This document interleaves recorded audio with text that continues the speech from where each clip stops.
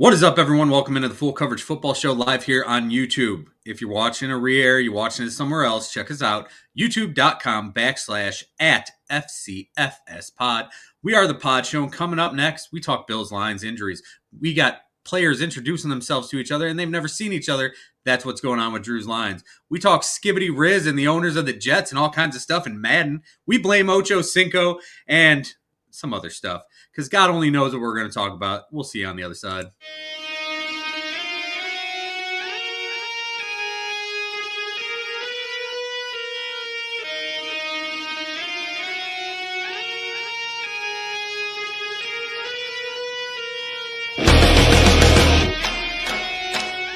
It's the worst.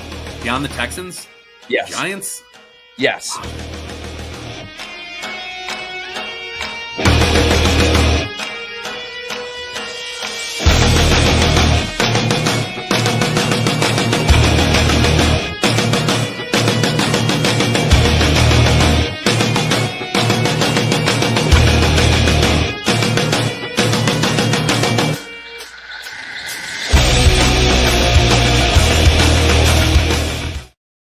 Yo, everybody, what's up? What's poppin'? We're going to talk weird for a little bit because we got some crazy story coming up with the Jets, but I'm going to stop doing that. I'm going to welcome in my tag team partner, Mr. Drew Ward. No special introduction this time. I didn't have anything that came out natural, so I didn't go with it. I don't think I'm worthy of some sort of a special introduction. Dude, we've been rolling with a special one. Yeah, but listen, you run out of bullshit that you made up to say about me. That's nice. No. I appreciate it. We always got something. I just had nothing.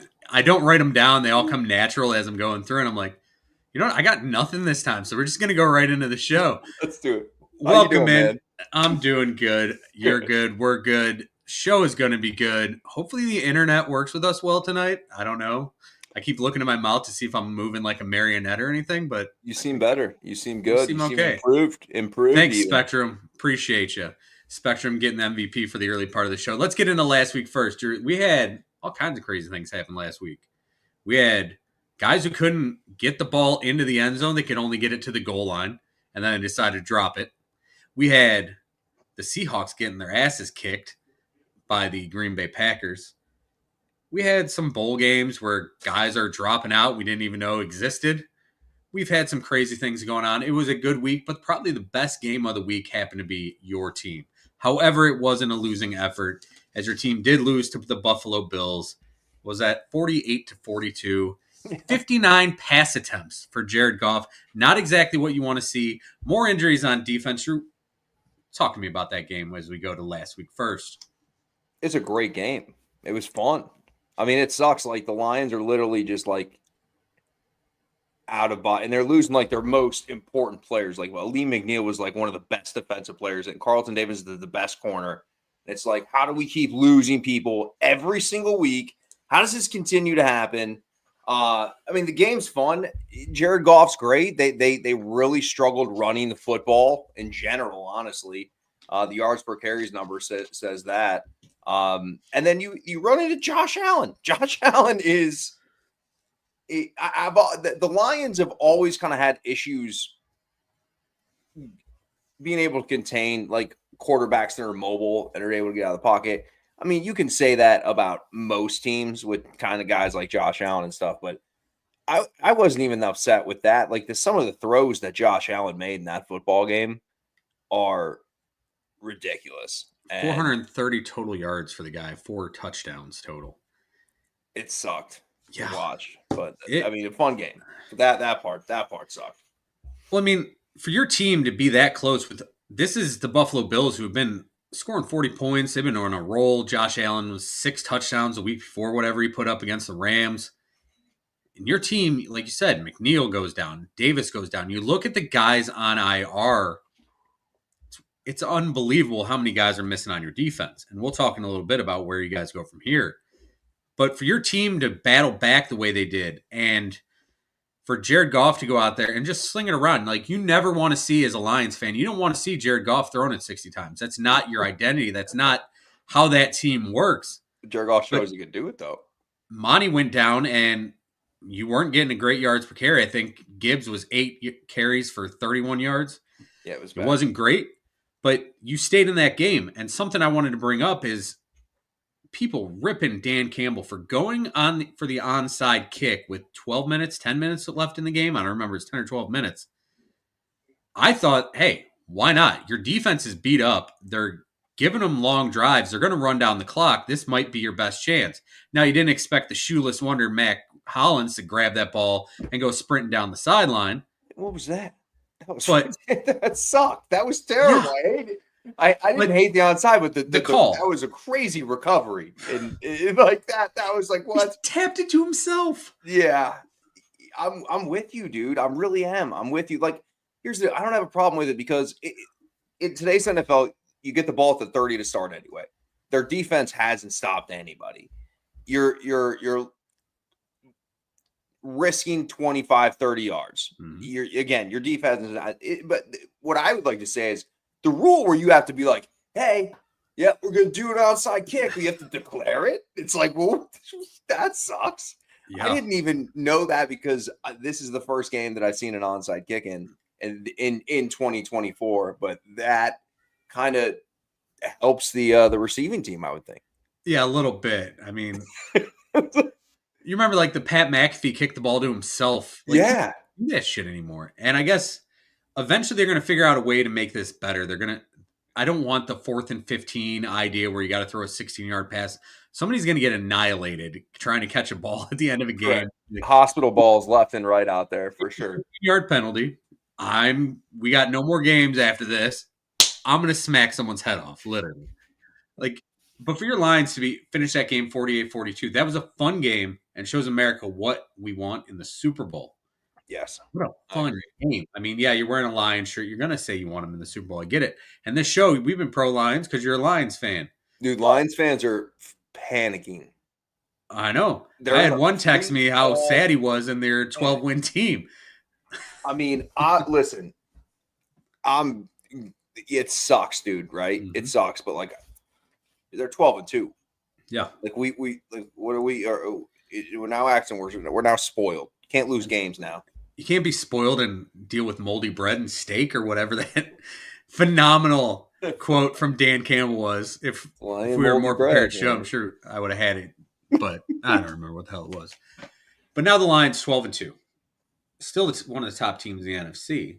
And as we're still talking last week, you have not been a fan of the Eagles, what they've done. Maybe more so, not necessarily the Eagles, really Jalen Hurts. But that last drive, that final drive against the Steelers, where they get the ball 2 minutes, 3 minutes into the fourth quarter, and they say, okay, this could be a close game if we go 4-and-out here. Instead, a 23-play, 88-yard drive that takes 10.5 minutes off. They run the clock out completely. That was an absolutely impressive drive. 23-play drives, I mean, are insane in general.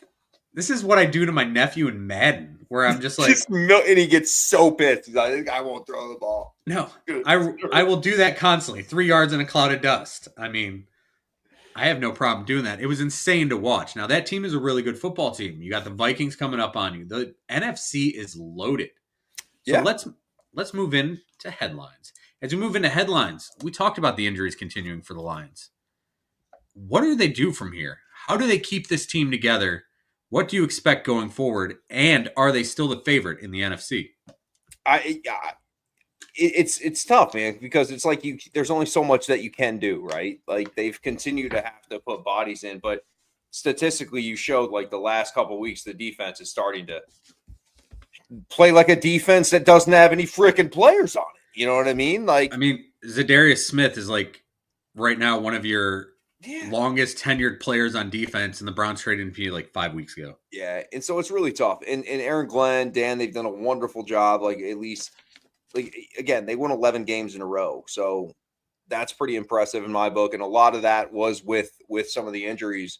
They get Reeves Maven back. They get Ifeanyi Melifonwu back potentially. So like they're getting a couple guys back. They're eventually going to get back Anzalone. And Carlton Davis, hopefully down the road. But it's tough, man, defensively, because right now, like Josh Allen just kind of embarrassed them. Honestly, it was tough. It was a tough scene out there. It was, but Josh Allen has been doing that to everyone lately, and I Yeah. think he's right now far and away the favorite for MVP, which is crazy to think because Lamar's having one of his best seasons ever, and the guy's a two-time MVP. Yeah. Now, as far as the Lions, are they still, in your mind, the best team in the NFC? Yes. Okay. Who do you put second? Because the NFC is loaded right now with good teams, it feels like. Very top-heavy in both The Eagles, conferences. probably. Packers, then Vikings, Vikings, then Packers, or... Vikings, then Packers. Okay. Who's number 5? We talking Commanders? We going to whoever comes out of the West?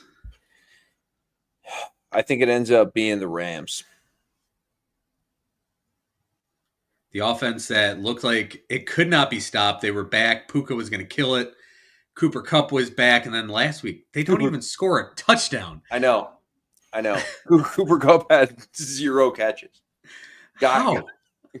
Guy just went out there to get cardio in. And he ran like 4.61 miles per the GPS report. He ran 4 miles.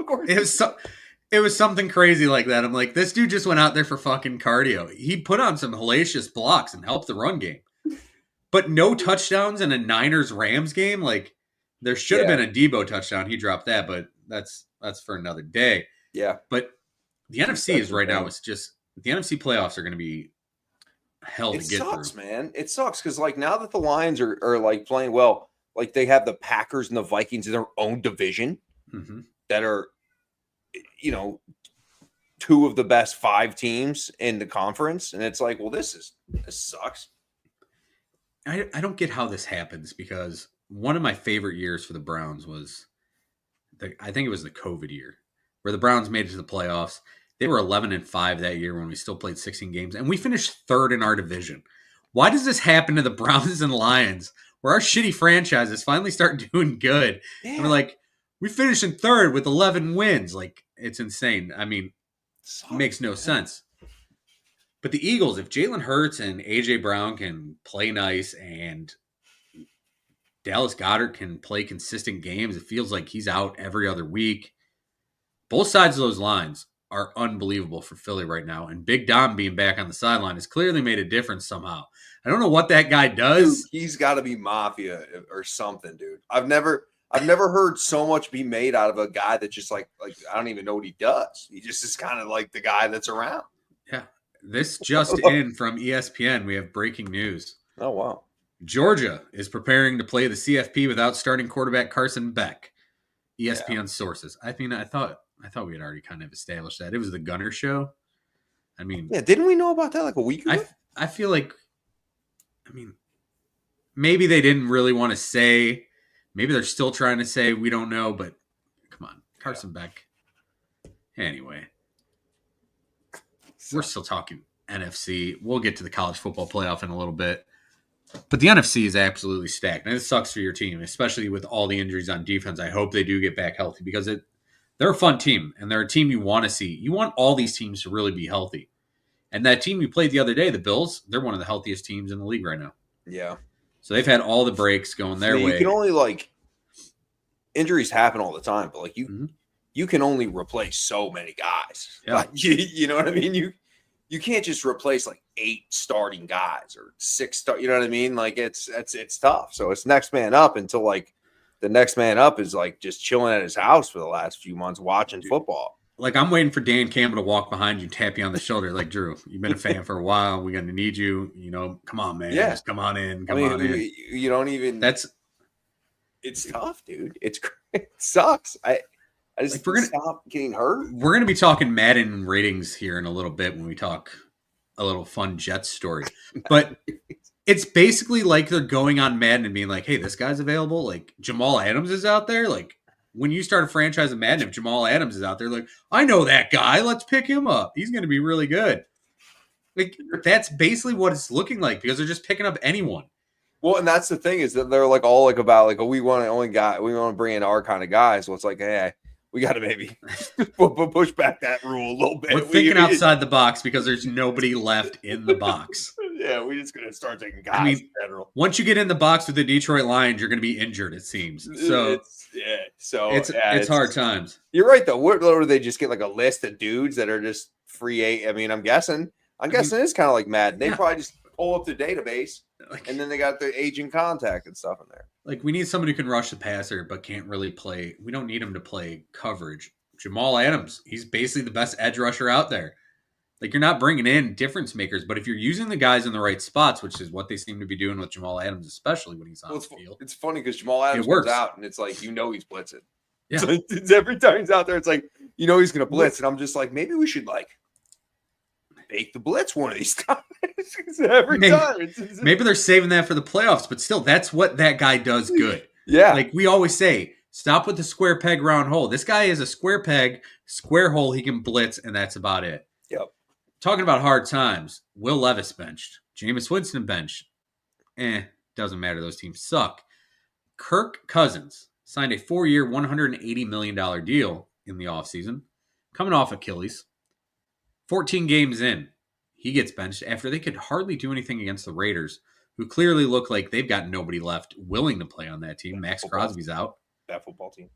And now Kirko goes to the bench. Michael Penix, who everyone's like, why are you going to draft Michael Penix? It's going to take 3 years till he plays. Pretty sure I've said that. And now he's 14 games in, and he's playing. Kind of idiot said some shit like that. But you expect Kirk Cousins to be Kirk Cousins. Yeah. And he had 3 maybe games where he was Kirk Cousins, but 3-11 isn't good. Ask the Cleveland Browns. That's their record. And they're moving on to Dorian Thompson-Robinson. Really not good. But Kirk. That injury, man, I think last year, that's a big-time injury for a quarterback over 30 years old. Mm-hmm. And, he just hasn't been the same guy. I mean, Aaron Rodgers struggled until, the past couple weeks where he's kind of looked decent. Can I? You. Sidetrack real quick. Have you watched any of the Rodgers documentary on Netflix? Not yet. I saw a clip of him just being baked out of his mind. I haven't seen that part yet, but I watched the first episode. I don't know. It's decent. It's interesting. Aaron Rodgers is an interesting dude. Yeah, he's definitely something.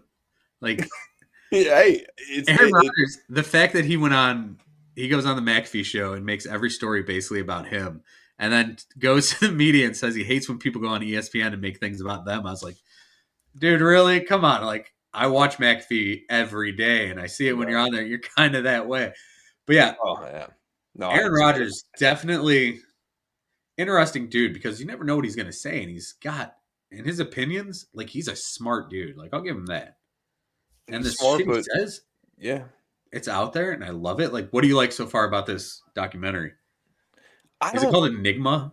Enigma. Yeah, Enigma is. So, there was just because it's a lot of it's the rehabbing he was going through last year to try to get to play. Remember when he was trying to push to get back and play, but the Jets are just ass cheeks, so they didn't win any games. And so that whole thing was cool because he's like, I don't know, I'm not gonna, but the recovery thing was kind of cool. So I like the recovery thing, and then it also showed some him talking to the team, which was weird because you never really heard Aaron Rodgers. I don't know, it was cool. I don't know. Just you seeing a different side of him, or is it basically what you expect? No, I mean it's somewhat of a different side of him. Okay. His leadership as the quarterback, you don't see much. That's the part I say that you haven't seen that's kind of different. This dude, for some reason, he's completely polarizing to people. And I don't get it. His teammates, the teammates who love him. Devontae Adams clearly loves this dude. AJ Hawk clearly loves this dude. A lot of former Packers love this dude, but dude gets ripped on, and I know he says random shit, but I gotta watch this. He's one of the most controversial sports figures right now, I would say. And I don't get why he's controversial. Dude's an athlete. You don't have to take everything he says so damn seriously. People look up. Got opinions for no reason, which is why Charles Barkley's still one of my favorites. Straight out saying, "Don't let me be your kid's role model." He was straightforward with it. Yeah. Most of them probably aren't great role models. Not at all. Speaking of not great role models and Achilles injuries, as we were talking, Kirk probably a great role model. Achilles injuries that people struggle to come back from, which also ties in Aaron Rodgers, Deshaun Watson tore his Achilles. see how these guys are struggling. Deshaun Watson's 29 years old, close enough to 30. Kirk Cousins, do you think he gets traded? Do you think he gets cut? And I'll tie in the Deshaun Watson thing in a second.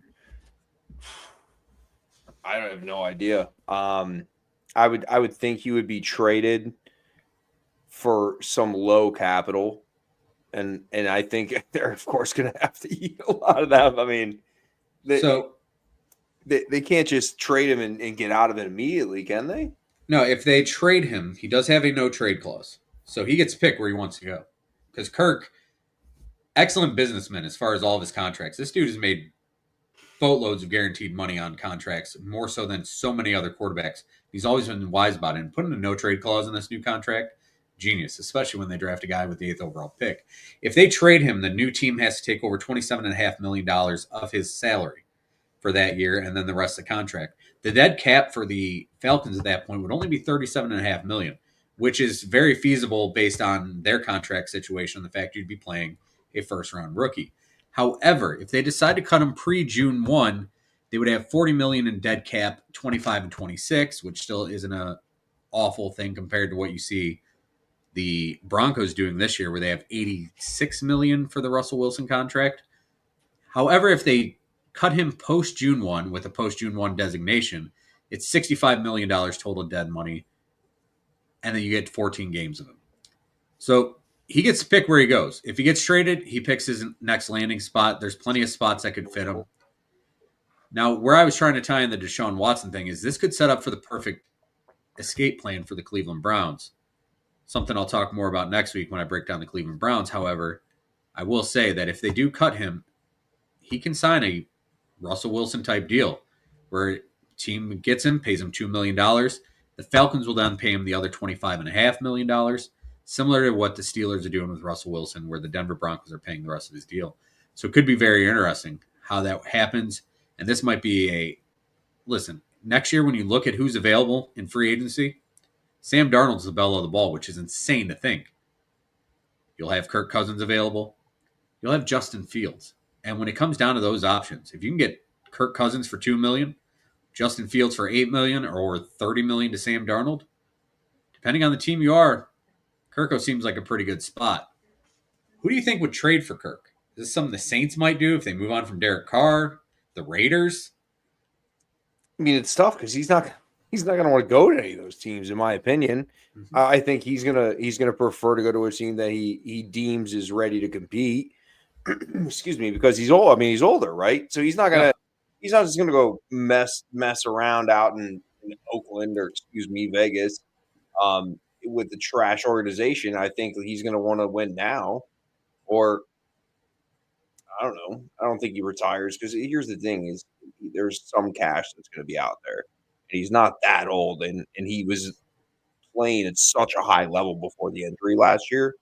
It's just like maybe he needs more time to really get back in the groove. But here's the other thing: is it's like we'll see how Michael Penix is, but like we haven't seen him in the NFL yet, and that's true. He's got 4 games, and I don't know. It will be extremely intriguing to see what they do with Kirk Cousins in the offseason.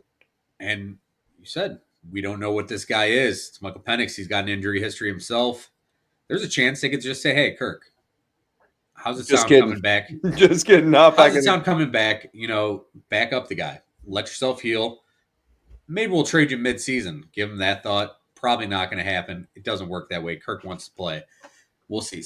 But that doesn't even seem to be a mess, especially when you talk about this next franchise where I just wrote down WTF, Jets. What the fuck is going on in Florham Park, New Jersey? Woody Johnson, we already knew, we'd heard stories about how terrible it was in that organization. Now we're hearing stuff about, in an Athletic article that came out earlier today, written by Zach Rosenblatt, Diana Rossini, and Mike Silver, who is still probably Hugh Jackson's mouthpiece, but that's story for another day. Anyway, New York Jets owner was at his house in Palm Beach, Florida last February discussing potential offseason acquisitions with the team decision makers as they watched game tape. Wide receiver Jerry Jeudy, a former Denver Broncos first-round pick, flashed on the screen. Joe Douglas, then the general manager, expressed interest in him, according to someone close to it. Johnson took out his phone and started typing. What did he type, you think? Apparently what he was typing was a text to his son, Bricked Up Brick, Great name. asking about his Madden rating. And it turns out that the deal, he didn't like it because of his Madden rating. And then when they went to go for a deal, when that deal came up, Woody Johnson wanted them to give up a higher pick than what Denver agreed to. The 256th pick instead of the 257th. Yeah, probably not a big deal as far as who was on the teams. Now, the guy the Broncos took with the 256th pick in a trade, they would have probably kept him, whatever. I'm just kind of scanning over this article thinking about it. But the guy wanted to have Mr. Irrelevant on the team, thinking it was going to be some kind of big deal. And when they did make a trade with the Broncos and they got that 257, that kid got cut. Different deals, though. Makes no sense how that works. And then apparently his 17-year-old son, Brick, who goes to a $75,000 a year private school in Massachusetts somewhere. Can't remember. Cocaine all the time. Probably. Sorry, Brick.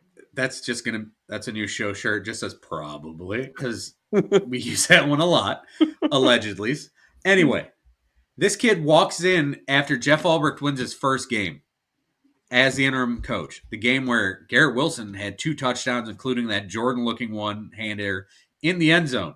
Aaron Rodgers is ready to hand Albrecht, the real Brick, in the locker room, a game ball. When Lil Brick walks in, grabs another game ball, and he's like, yo, what up, cuz? You got some mad bunnies, bro. I got to give you this ball. GG, dog. What the fuck? A 17-year-old kid basically running the Jets organization where Woody Johnson is looking on social media like, hey, my kids looked at this. Let's go to this. Goes to the decision makers. Like, my kid saw this on Twitter. My kid saw this on the gram. Woody Johnson rocking his bejeweled out Woody necklace that Sauce Gardner got him. What the fuck? Like, I have gone through so many different versions of bad front offices as a Cleveland Browns fan. True. And this makes them all look like the New England Patriots Super Bowl dynasty teams. Like, we got to blame Ocho Cinco for this. Like, yeah. Ocho, if you would have given Jerry Jeudy a higher rating, he'd been. We would have never seen Devontae Adams there in New York, but he would have been a New York Jet. And thank God you didn't, because Jerry Jeudy's been pretty damn solid for the Cleveland Browns since he got an actual quarterback. But what the fuck, dude? Like, dude, that's like just deciding. You like ask your kid, like, "Hey, you may trade for somebody who you like in your video game that you'd like me to trade for." Oh no, he's got to be an 81. I'm not going to trade for him. What's his awareness rating? Yeah. Look it up. John Simpson, another guy who got signed in the offseason. His awareness rating was low. What the? Yeah. No, I mean that this organization insane. We got to think that the Washington football team and what they're in Snyder's kind of true, or it's like these two franchises. That's what's going on up there in the northeast part of the country. There's some rough things going on inside these organizations. Bro, it was whenever they fired Saleh, we were on this show saying that situation's never going to get better until they fix the ownership. Like, since he took over in 2000, it's been terrible. And we didn't even know how bad it really was. Like, just from the outside, the 2 outsiders, nowhere near that organization, we could tell it was messed up. Like, we know bad organizations. When you're like, when the report said he saw him on TV, and he was like, "Oh, I want that guy." He's like, what? And then the scouts are like bust their ass and do their job. Like, they're like, oh, all right, you just saw him on TV, he likes him. All right, that makes sense. I mean, this dude's reign as owner started with Bill Belichick scribbling on a napkin, "I resign as HC of the NYJ" at an introductory press conference. Like, and Belichick described him as ready, fire, aim. Not exactly what you want to do, but reading some of this story, like, even if half of this is right, it's insane. And you know that Joe Douglas is behind a lot of this. Like, I just feel like Joey D was like, you know what? I am sick of this shit. When he came back We had to call him Mr. Ambassador. Like, come on now. And this dude talking in meetings over top of people, bringing in people from his investment firms to talk to employees of the Jets. Like, it's bad, man. Like, poverty franchises, man. Like, here's the deal. Like, it's not the amount of money you have. Like, your billionaire owner can kill you just as much as the guy that doesn't have nearly as much money that's owning a team. Now, don't get me wrong, they're all gajillionaires, but you get what I'm saying. it's so bad. And they get to hire a new GM and head coach this offseason. Today they interviewed Senior Bowl, the guy who runs a Senior Bowl, Jim Nagy, who was a big fan of Zach Wilson. And apparently so is Woody Johnson. So guy knows ball. He does know ball. Like, he does a really good job at the Senior Bowl. I don't know about him as a GM at this point, but I mean, how do you go from the Senior Bowl like representative to like being a GM for a team? Like, how the hell does that work? The guy knows players. He's a scout, but if you're still going to have to listen to Woody the way it is, it doesn't matter who the fuck they hire. Like, it does not matter. Speaking of Belichick, did you see that he got a player out of the portal? Now, their first player. Do you see who it was? No, I didn't see who it was, but I saw the picture of it, mm-hmm. and it was real hilarious because Bill was back there like the kid was signing. It's like, this is still very weird to me. I didn't see the picture, but as soon as I saw that they got someone, I'm like, I got to check it out. And it's the most Bill Belichick recruiting transfer portal guy ever. It's an offensive lineman from Holy Cross. Yeah, dude, I love that. I was expecting to be like, kid's a former lacrosse player, like something like that, where he's getting a Chris Hogan type. Clearly, he was dialed in. And he knew he wanted this dude. To do it right away. Boom. Let me get this kid from Holy Cross. Heard his girlfriend went to a great rave there one time and ran into him, and this guy blocked. He got me out the door. It was fantastic. Bill was like, I'm sold. Let's go. Moving on, let's break down the college football playoff, Drew. We come into this week with tomorrow we get a game with our favorite team, Notre Dame. Say that slightly sarcastically for anyone who's watched the show before. Drew, rank the CFP games in terms of must-watch to probably watch it. Well, for me and you, likely, I think the Ohio State game is the one that we care about. We want to watch. I'm pulling the games up in the times. You got Indiana Notre Dame tomorrow at 8 p.m. You got Penn State SMU at noon. Then you got Clemson at Texas at 4 o'clock. And then the Ohio State Buckeyes welcome in the Tennessee Volunteers at 8 o'clock. I think we talked about this. It seems as though Penn State kind of got the luck of the draw here. And I'm not saying anything bad about SMU, and I'm not saying they can't compete. God only knows, James Franklin can lose this game. But I think that's the easiest opponent. That would be on the bottom of my excitement list. Okay. And then Indiana Notre Dame, it falls at 3. I love Indiana. My feelings about Notre Dame. I hope Indiana wins that football game. But then Clemson, Texas, I need to see what Texas is. I mean, this is a big spot for them because they've been flaky down the stretch. And then for me, it's the Ohio State game would be the game that I'm most intrigued. I'm with you on that. I like that ranking. We'll go there. Which game do you think could be a blowout? And which game do you think is most likely to come down to the last second? I would say the Penn State game could be a blowout. Okay. I don't know if I necessarily expect it to be. And I think the Texas game could be a blowout. I think Texas should blow out Clemson. I know Clemson's played really, really good. But I think Texas just is loaded everywhere. So we'll see. They are, but much like Ohio State, they haven't played. It's paper versus production.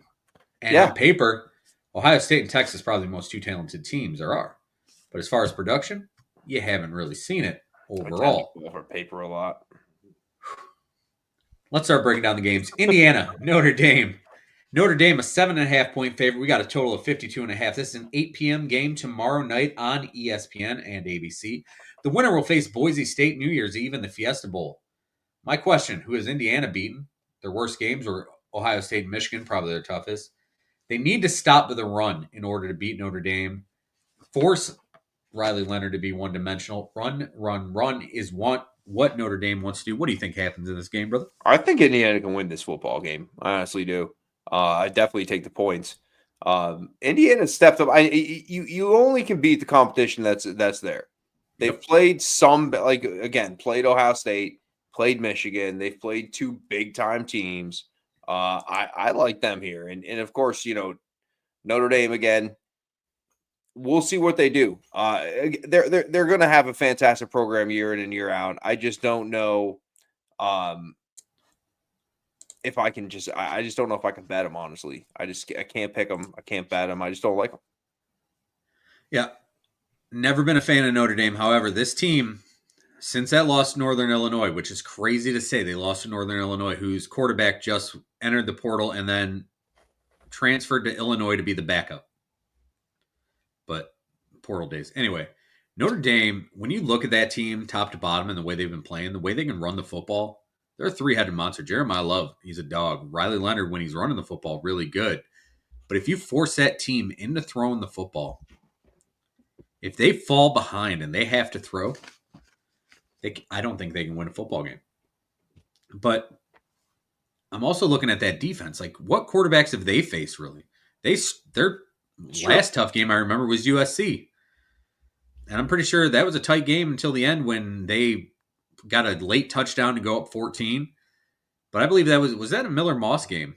I think that was Miller Moss's last game, if I remember correctly, was the USC Notre Dame game. I could be wrong. Yeah, he threw a gigantic interception in the fourth quarter late. I remember that. And that may have been that last one that put it up 14. However, that might be one of the better quarterbacks they've faced this year. They haven't faced a lot of really good quarterbacks. You think they faced Navy. They faced Army, whose quarterback's talented but running. Correct. Rourke might be up there as one of the better quarterbacks they've faced. Now, as far as on defense, Indiana, I think their defense can really stack up, but that offense has got to do some things. They've got to show that Rourke can be protected. He can get the ball out quick because that's where they struggled against Ohio State, and Ohio State just dominated them up front.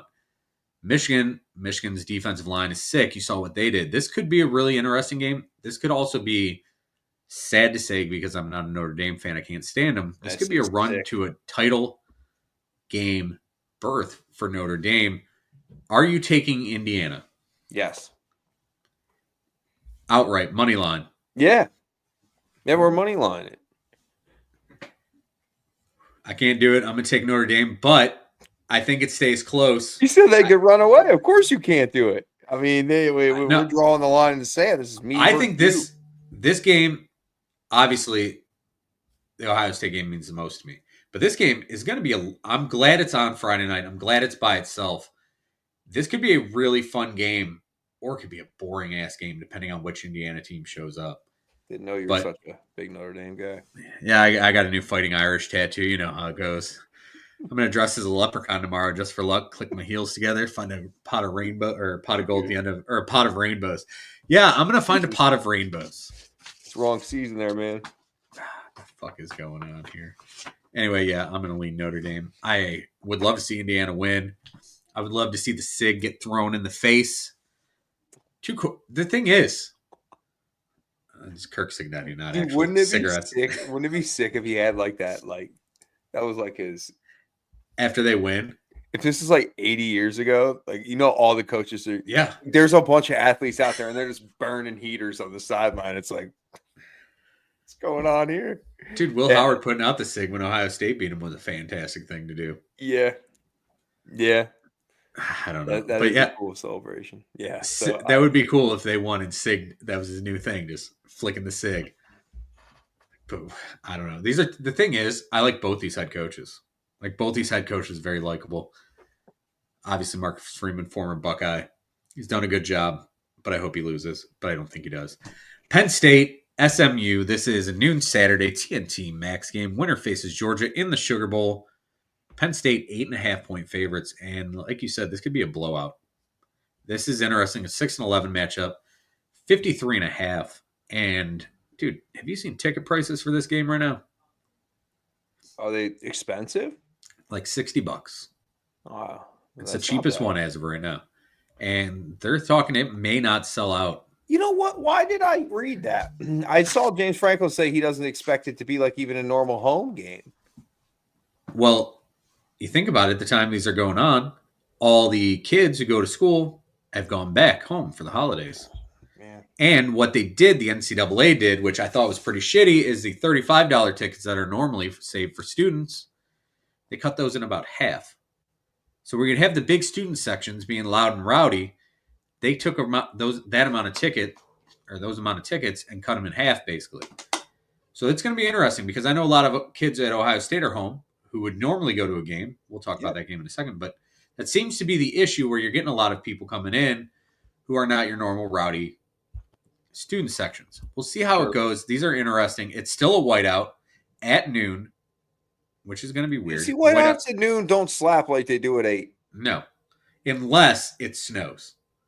A snowy whiteout would be pretty badass. But I think it's just supposed to rain, dude. Yeah. A wet whiteout?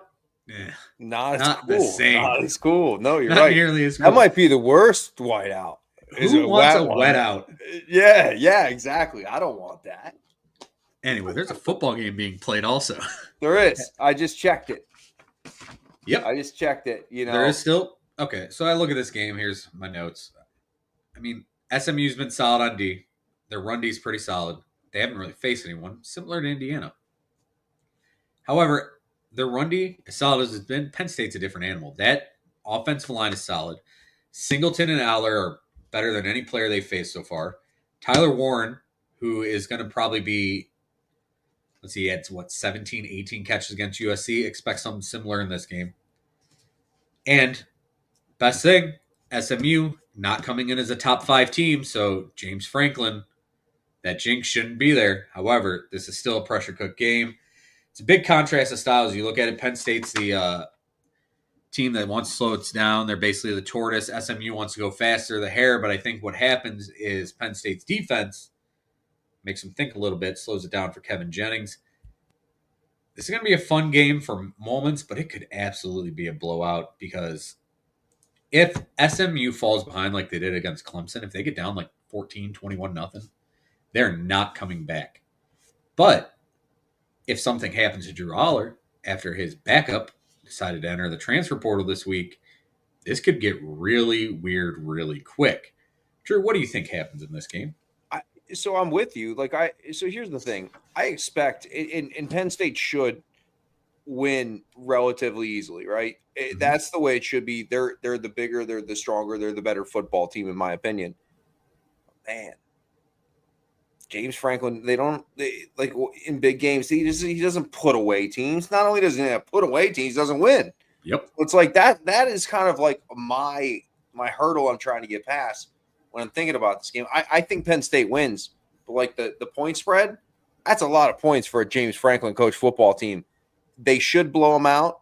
I expect them to probably hang around longer than they should. I mean, you look at all these games, I'm not looking at any of them going, yeah, I know this is going to happen. All these games have a possibility to go one way or the other.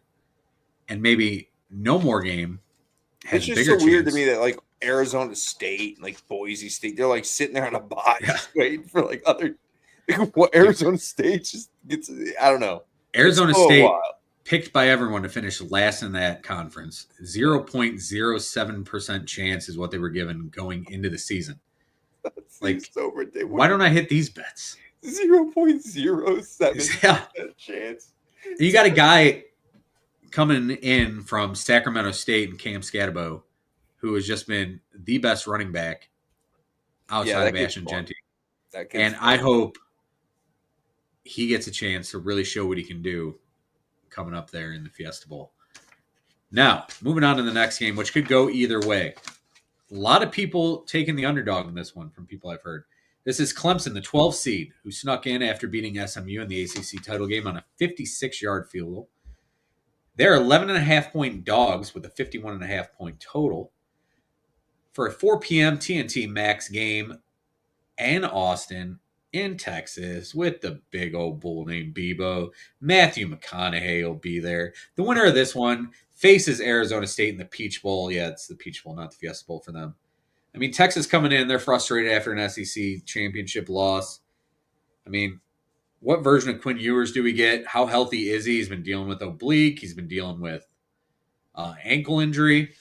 How good is Clemson really? Like, statistically, they're probably the worst offense left in the playoff. I mean, they bully the shitty teams. They struggle against the good ones. Yeah. Both teams struggle in the red zone. Both teams. I mean, this really could be a crapshoot. It could also be 41-0 Texas. It wouldn't surprise me. It could be 35-15 Clemson. It wouldn't surprise me. Cade Klubnik, Quinn Ewers, 4 years ago, whatever it is, faced each other in the Texas State Championship game near this location. This is a rematch for them. You're Mr. Fun Fact over there, bro. Random facts. Oh, this guy's got the random fact. Good for them. Who won that game? Do you know? Cade Klubnik won that game, as far as I know. Don't quote me on that because I'm only half sure on that. Hey, you got a 50% chance, bud, and I'm riding with you. Hey, good win by Cade. When you look at these teams, both of them struggling in the red zone. Cade Klubnik's playing every snap for Clemson, unless he gets hurt or something. Now, when it comes to the red zone for Texas, they do have someone else they can bring in Arch Manning to finish off drives with his ability to run. The only Manning who's able to run, which is crazy. What do you expect in this game? I honestly expect Texas to play really well. I think for a lot of teams, this week kind of off they've had from the last game to this game is good for a team like Texas, who's had a dinged up quarterback. I just think Texas has the ability to kind of run them off the field. Now they have to take care of the football. And if they do that, then yeah, I expect this one to be one of those blowouts potentially that you had referenced earlier. Now, would it surprise you if Clemson was the team that blew out Texas? Yes, if they blew Texas out, it would surprise me. If they beat Texas, it wouldn't, just because nobody knows if Texas back or not, and maybe we'll find out this week. Because I keep saying Texas is back every time I do, they lose. So I didn't say they were back. They might be. Texas could be. Yeah. Possibly. They're like, yeah. Right. Yeah. This one, dude, I'm not sure how this one goes. I think Clemson covers. I think Texas wins. Mm-hmm. And I think if you're in a state that can get player props, Arch Manning, multiple touchdowns, probably a solid bet, because I think they're going to have to use them in order to get things done in the red zone. Also, while we're talking Texas, where does Quinn Ewers play next year, you think? Because I don't think he's going to be back in Texas. Jesus, I have no idea. I mean, think he goes to the NFL or does he transfer out? Well, see, here's the thing, though. Things have changed, right? Mm-hmm. Yeah, you'd say, oh, let's go to the NFL. But shit, you can go to Ohio State and pay a couple of dollars. They already gave him $1 million. Some guaranteed few bucks you could go there and get over there at Ohio State. So, like, he might want to stay for another year. I mean, if you're going to make $5 million to go to play for a year somewhere, I mean, that's a pretty good gig. And you get to hang out and still be in college, and college is freaking awesome. Yep. That's cool, too. Yeah, I think he stays in school. I do think he eventually does transfer out.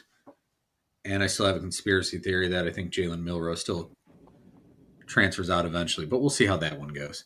Moving on to the final game of those CFP opening playoff weekend. Number 9, Tennessee, and allegedly 80,000 of their fans will be traveling to what is now called Neyland North, if you go on Google Maps. I didn't see that. To face the 8th-seeded Ohio State Buckeyes. So the last time they were in this stadium, there was pepper spray and madness. And the worst game plan that I've ever seen put together by paid coaches in my entire life, to the point that I thought my nephew's flag football team coaches, who I don't think had ever seen football, they play Madden though. They know Madden. Once again, this was a Woody Johnson style game plan. Anyway, back to reality. 7.5-point favorites for the Ohio State Buckeyes. 46.5-point total. This is an 8 p.m. kickoff. This will be a Scarlet out, which is cool for my kid, and her name being Scarlet, but not nearly as cool as a white out. Good for her. And also the fact that she realized that her dad didn't know how to spell gray to fit with the Buckeyes, and her name's spelled differently, but her name's Scarlet Gray. Either way, winner faces Oregon in the Rose Bowl, a 5 p.m. kickoff on New Year's Day, with the best background for a college football game ever, and a place I will be visiting in September of next year. Can't wait for that. But enough about me and my little goofy facts. What tempo style is OSU going to play? We don't know what the hell they're going to be. Are they going to try to be the smartest guys in the room again and try to shove the ball straight up a tough offensive or defensive line? I don't. Tennessee's defensive line is really good. Is Chip Kelly gonna just like be a normal person? What happened to Chip Kelly, this great offensive guy? Like, just run some fucking normal plays, dude. Like, you don't have to. I don't understand. Like, the entire Michigan game, they just run like an ISO or a stretch, but just run it right into the back of the offensive line. They didn't get the ball outside. They just could never get a rhythm. I think getting out of the gates up tempo for that offense would be a really nice way to get the game Fantastic. going. To get a roll going offensively, because Christ, you scored 10 points on your home field against a 6-loss team. So they're gonna have to play up tempo. And we both know Ryan Day is really, this game, if he loses this game, it's done, in my opinion. I think the way things sound down there from people I've talked to, it sounds like that is the case, even though they've said otherwise. And it's crazy to think you're going to fire a guy who has an 800 winning percentage, but dude's got to win the important games. Like I said, I think Buckeye fans would rather beat Michigan than potentially win a national championship. Hey, why not both? Yeah. That's what Tressel and Urban Meyer did to this team. But there's all kinds of talk about how many Tennessee fans are going. From people I talked to in Tennessee, I've seen a lot of it too. They've said 30,000. The people I've talked to from Tennessee said, probably not that much, but 10 to 15,000. The thing is, the Buckeyes down that bad, the fans? Well, I guess to your point, I know they're out of town. 10 to 15,000 out of 101,000, though. Yeah, still pretty big, and that orange is going to pop. It may not make a difference in the noise. It's going to be cold as shit, though. It is. And Southern folks are going to be pretty cold up there in Columbus. Possibly single-digit wind chills. Oh, that'd be too bad for them. Tennessee, from Doug LeMarie, who covers the Buckeyes, said when Tennessee went down to Georgia and it was 55 degrees, they were sitting on heated benches because it was 55 degrees. Now we're talking single digits. However, that is not a home field advantage for the Ohio State Buckeyes. This suits a team that plays D and runs the ball better. Yeah. The Ohio State Buckeyes are a track team. That's why a game in Lucas Oil Stadium, if this got moved to a neutral site, would actually focus or work better for the Ohio State Buckeyes. Which I know Kirk with Travion Henderson and Judkins, how like they're inept at running the football. I just don't. I understand they've had offensive line problems, but what was the best play outside of the last drive against Michigan here? My computer is apparently dying. The battery's not staying charged, so we might have to end the show a little early here. We'll see. But as long as you can still hear me, we're good. I can hear you. Let me see how long I got here. Doesn't say. I'm going to die soon. Anyway, don't know what happened to this. We'll see if that stays. We can power play through. What would our show be without a random technical issue? True. Anyway, try that again. I'll try that. Anyway, what we're saying, hey, it started to charge as soon as I punched it. That's all it took. There you go. That's what you need to do, Ohio State. Punch them in the mouth, but not by running the ball straight up the gut. Get to the perimeter. The best plays we saw against Michigan, you got to the perimeter. You have athletes. Use them as athletes. Don't try to be tough. You're not tough, Ryan Day. You're a finesse football team. That's what you are. Get outside. The tough football team is on the other side with a guy who used to play quarterback but has no problem running the ball, and he does look like Bobby Hill. Dude, I love Tennessee. I really do. I like watching Tennessee play. They were really, really good at the beginning of the season. They kind of hit a little bit of a speed bump in the middle of the season, but they're a fun team to watch. Dylan Sampson is going to be a guy a lot of the country's getting introduced to. He's a hell of a running back, and that Tennessee defensive line is no joke at all. They are tough, but Nico Iamaleava hasn't been great. His current over-under is 180 total passing yards. The guys he does throw the ball to haven't been able to hold on to it. They are able to run the ball. What I won't be too surprised to see them do is get Nico involved in the running game. This is a 6'6" kid who's athletic. I expect the quarterback run game to be high in this one, both Will Howard and Nico. What this game is going to come down to in the end is not the team that runs the ball the best. It's not going to be the team that passes the ball. It's going to be who had the better game between Will Howard and Nico Iamaleava. It's going to come down to those two. In some way, shape, or form. I do think the Buckeyes win this one, but I think it's going to be a tight one. And if it comes down to a field goal, that stadium, after 2 missed field goals in the Michigan Yeah, game. I don't Ooh want to. wee. Let's just make What sure it doesn't come down to that, what please. do you think happens? Who wins? I like Ohio State to win, but I honestly, I'm too blinded. I said to somebody today, my excitement level for this game is not at where it should be. No. Like, that's how I feel personally. Like, I'm gonna watch. Of course, I'm gonna watch the game, but like, I'm just not. I don't know that last loss that sucked. No, I think Ohio State should win this football game. I do. I think they're the more talented team. It's just what team shows up. You know, if the team that shows up, where was the offense? Mm-hmm. Here's what I will say that I am somewhat encouraged. The way the defense played against Michigan, the defense was lights out for the majority of the game, for pretty much the entire game. Yeah. The offense needs to get something going, and I believe they can, and they better. And for that reason, I'll take the Buckeyes, but I don't expect the Buckeyes to blow anybody out. The defense was very good against Michigan, but however, don't expect Nico Imaliava to throw for 60 yards like the quarterbacks from Michigan do. I mean, that's not going to happen.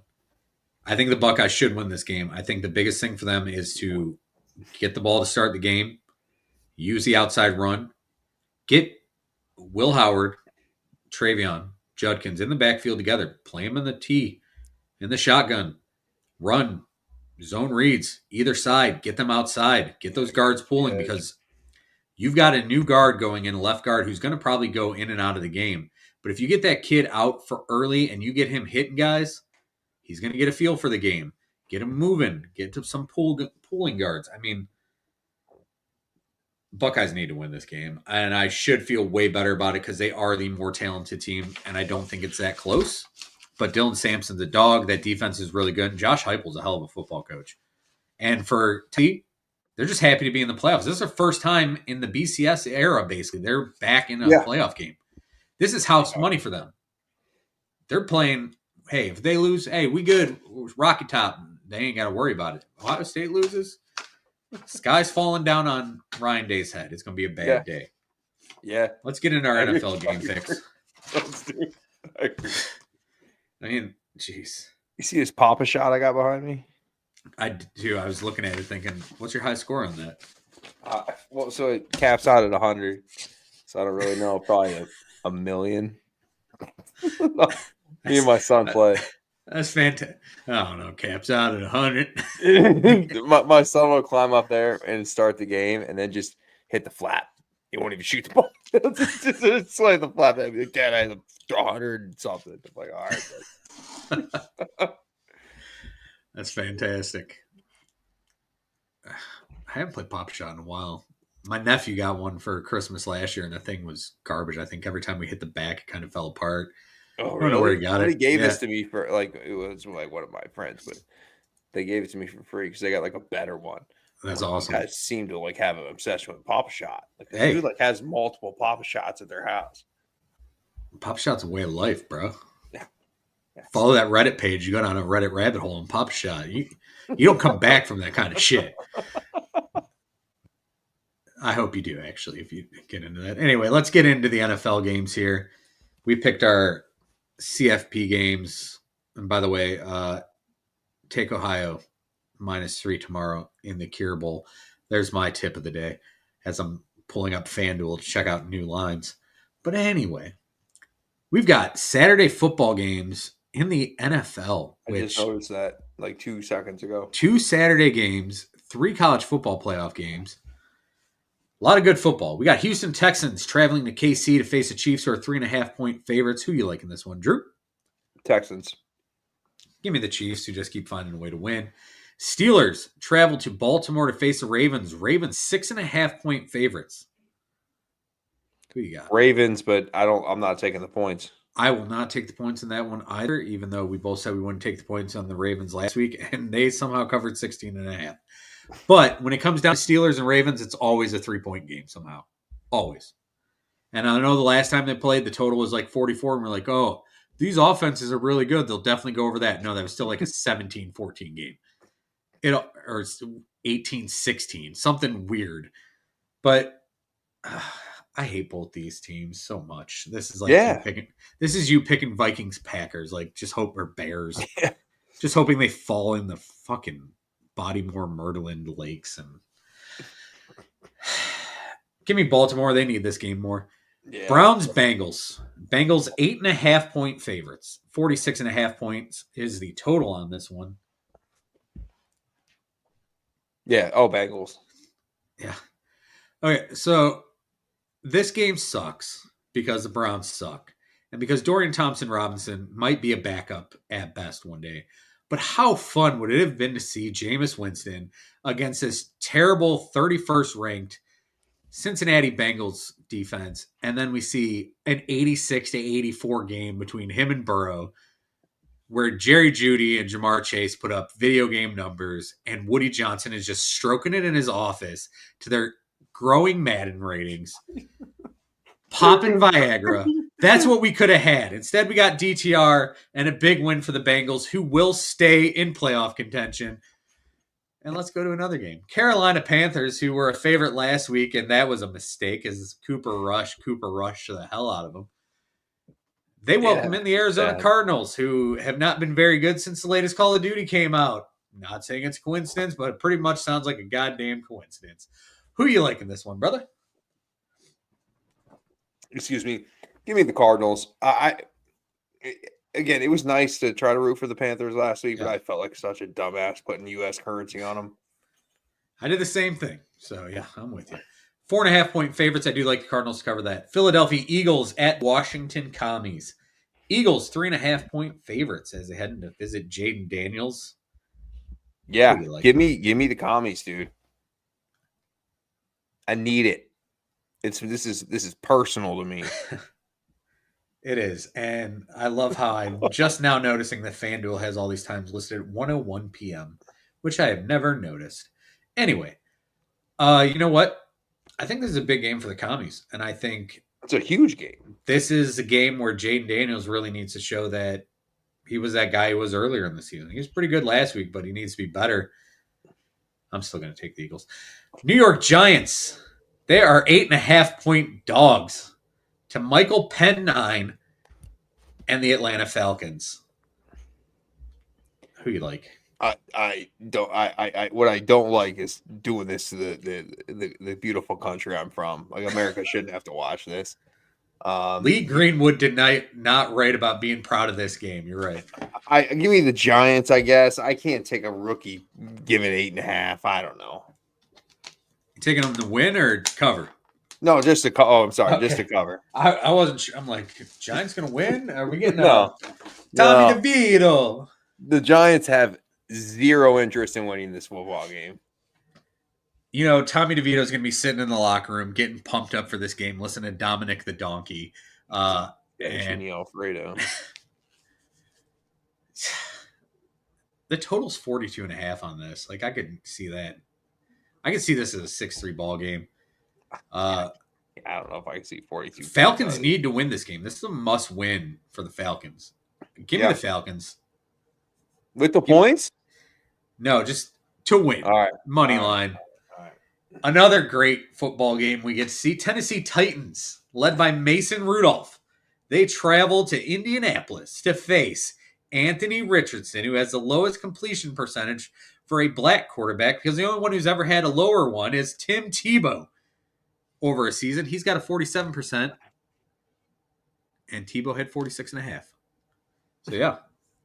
So I had to make him the lowest by bringing race into this thing. But either way, he's not doing very well. And Jonathan Taylor, who I thought scored the first touchdown for my fantasy team in like 6 weeks, said, "No, fuck it. I'm dropping the ball here." And then the Broncos went on 24 points. Why do people keep doing that? We've been bitching about this since Deshaun Jackson did this, and now that guy's got grandkids. But they keep doing it. I stopped doing it. Just like, what is the one more step? What's the urge to let go of it so early? I would glue the football to their hand while they're sleeping. Give me the Titans. Yeah. Mason Rudolph can still move the football a little bit. I saw it against the Lions. He has the most punchable face, but give me Mason Rudolph. Detroit Lions, 6.5-point favorites over the Chicago Bears and the corpse of whatever the hell that franchise is. This was once a 4-2 football team. How the fuck did that happen? Yeah. This Yeah, is it's tough. Kalo's just gotten beaten down. yeah. And lost confidence. It's kind of what happened. Give me the Lions Lions. win. Yeah, Lions give me the win. Lions. I And think this this is a is big bounce back for the Lions. The Lions need to everybody's kind of on eggshells. This is big for the Lions kind of come out and say, hey, we're still that team. this is also only a 6.5-point spread due to all the injuries your team has. If they were even half healthy, this is a 12-point spread all day. I bet it already. At 6.5? Yeah. Nice. Rams travel to face Woody Johnson's New York Jets. Rams 3-point favorites getting into that game.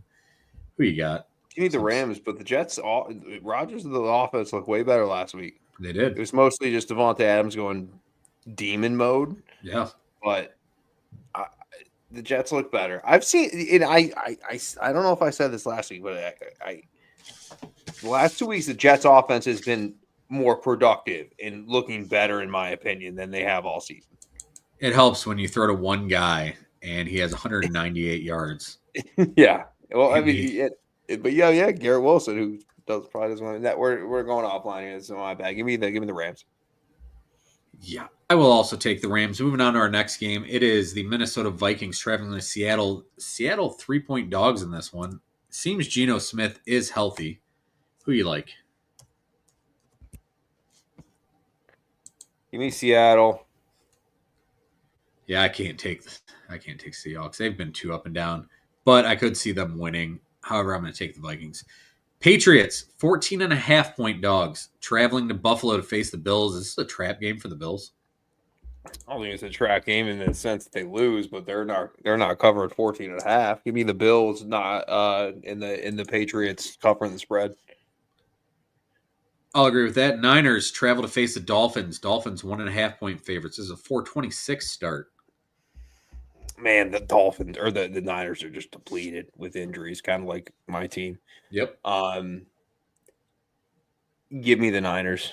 I don't know what's going on there down there in Miami, but it's not good, man. And you could look statistically, they've been way better offensively since Tua's been back, but big turnovers by Stingley last week, a couple big interceptions. It's just that they're not clicking. Dude, Tyreek Hill, where's he been? Blame the cops. Jacksonville Jaguars at Las Vegas Raiders. The Raiders are favored in this one. Raiders 1.5-point favorites, and someone's got to win this football game most likely. And I'm going to take McCorkle. I'm on the McCorkle train again this week after I took McCorkle last week. Only because I like saying McCorkle. I don't think either team wants to win this game. I think the coaches do because they know they're both probably getting fired. But for the franchise, they're like, no, we really don't want to win another football game. Who you like in this one?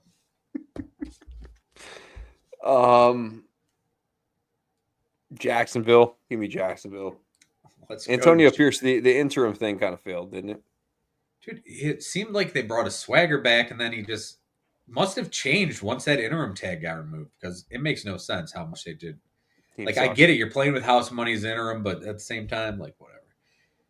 Yeah. Here is our Sunday night football game. It is Tampa Bay Buccaneers 3.5-point favorites as they travel, of course, to Dallas to face the Cooper Rush Rico Dowdle show. Who you like? Give me the Buccaneers and the points. I mean, I know that Cooper Rush was decent last week, right? Moving the football. Yep. But the Tampa Bay is the better team. 100% agree. And then we go to Monday Night Football, another 14.5-point spread as the Packers are favored over the Saints and Spencer Rattler. Who you like? 14.5 is crazy, by the way. It is. Give me the Packers, but I'm not taking the points. It's a 42.5-point total. They're like the Saints suck, but they also might not have Alvin Kamara, which also fucking sucks. Moving on to the final part of our show, as always, it is Ward's Wagers. Last week, 1-3, your worst week of the year. Still 162, 102, and 5 over the past 3 seasons, which means you are still making people tons of money. So follow this man. Listen to what he says. Who you got for us? All right, homer pick again of the week. Give me the Lions -6.5. I just don't think that's enough points. Hashtag well proud. Yeah, that's right. Everybody thinks the world's the sky's falling. It's not. No big deal. Give me the Patriots +14.5. Too many points on the road there in Buffalo. And then finally, I will take the Buccaneers -3.5 on the road in Dallas. It's too much. Cooper Rush, it was a nice week last week, but I think Baker Mayfield, that offense is a little too much for them. Yeah. Buccaneers were really good last week. I was high on them last week, and they dominated the Chargers. Any update on that game, the Chargers-Broncos, before we get out of here? Yeah, sure. Yeah, let me get my update. It was 21-10. It is now 21-13. 21 Broncos, 13 Chargers at the break. Nice. All right. Anything else you want to talk about before we get out of here tonight? That'll do it, man. We'll figure out next week because Christmas stuff. Yeah. Happy holidays, everybody. Merry Christmas. Feliz cumpleaños, amigos. All right. Well, yeah. Happy Kwanzaa, all those. Happy holidays, people. Hope it's a good one. Brother, you have a great rest of your night. To everyone else, thanks for watching. Remember to like, subscribe, help us out a little bit. YouTube.com/@FCFS pod. We are the Pod Show. And remember, as always, if you live the life you love, you'll love the life you live. Good night, kids.